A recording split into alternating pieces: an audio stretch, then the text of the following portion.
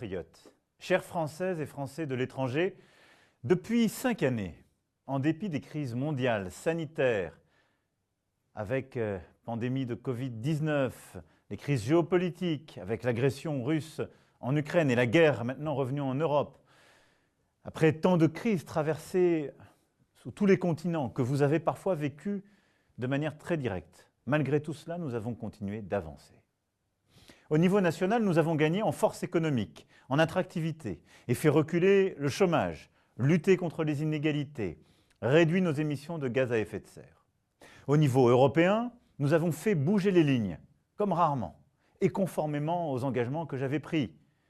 Agenda décrit à la Sorbonne dès septembre 2017, avancer vers une Europe plus unie, souveraine et démocratique, plan de relance européen, résistance face au Covid-19, Green Deal, Europe de la défense et encore beaucoup d'autres projets, ce qui semblait impossible il y a encore quelques années, parfois il y a quelques mois, a été réalisé ou est en passe de l'être.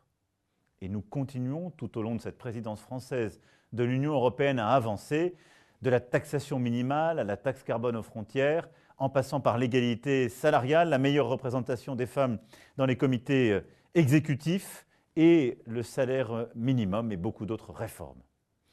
Nous avons porté haut l'universalisme français partout dans le monde, en bâtissant des coalitions pour relever ensemble les grands défis mondiaux, qu'il s'agisse du climat, du nouveau pacte avec l'Afrique, de la stratégie Indo-Pacifique, de la solidarité vaccinale avec le dispositif COVAX. Nous avons été au rendez-vous de la solidarité internationale.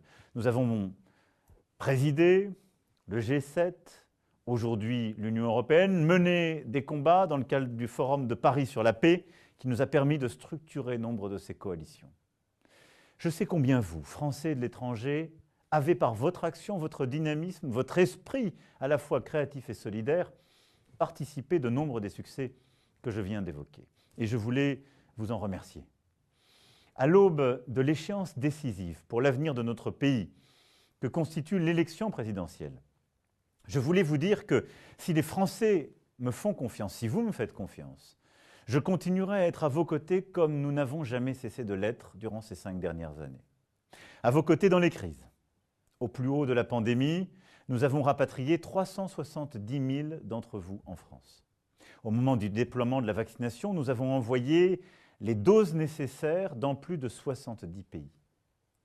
Pour faire face aux crises qui, nous le voyons avec la guerre en Ukraine, risquent demain de se multiplier, nous continuerons ce même engagement.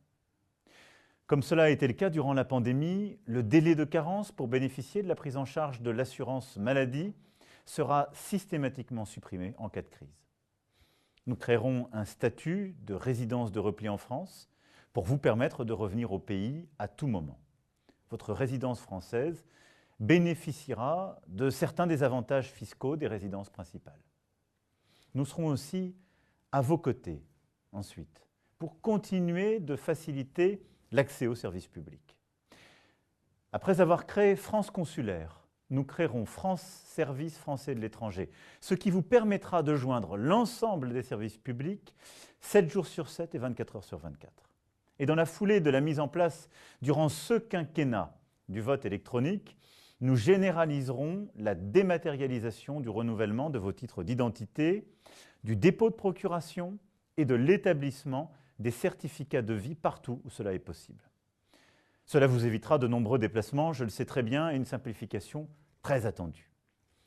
À vos côtés, nous le serons également pour l'éducation de vos enfants. Vous le savez, ce sujet me tient à cœur. Notre réseau éducatif à l'étranger est un trésor avec plus de 550 établissements dans le monde. Nous l'avons étendu, nous l'avons renforcé durant ce quinquennat et nous continuerons. C'est indispensable pour vous, pour vos enfants, pour continuer aussi à déployer la présence et l'influence de la France et souvent pour notre rayonnement et le rayonnement de notre langue.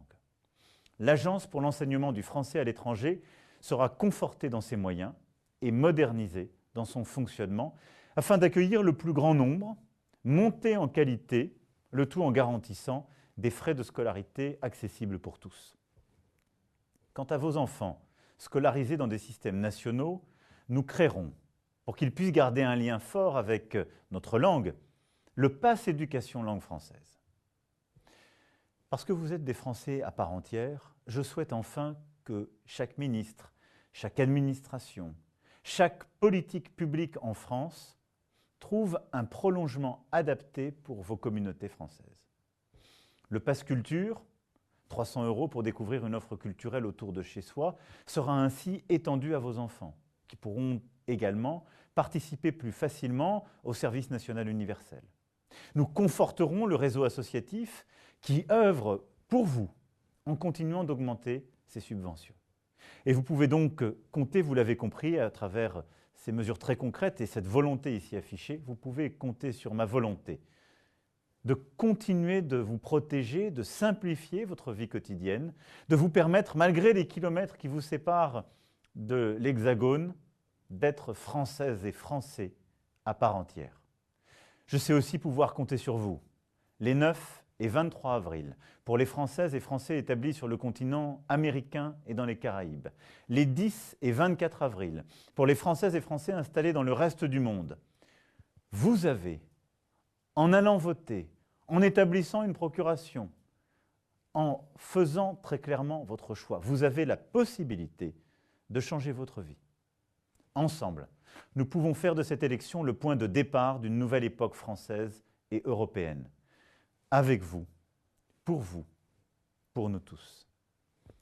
Vive la République et vive la France.